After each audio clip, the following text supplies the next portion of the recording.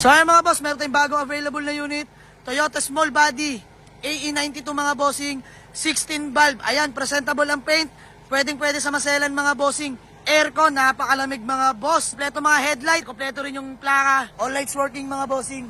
Ayan, naka 15 smags. Kita nyo naman, napakapal pa ng mga goma mga boss. Ayan yung tindig mga bossing, oh. Napakapogi.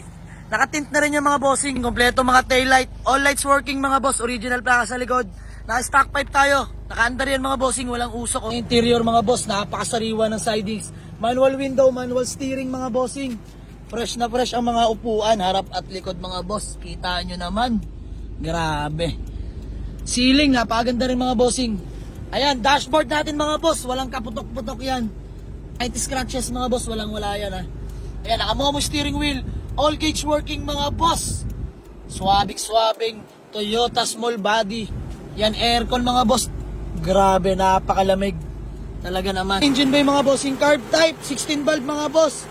Battery, halos bago pa. Walang katagas-tagas yung makina niya mga bossing. Siya naghahanap ng Toyota Small Body na manual transmission, 16 valve.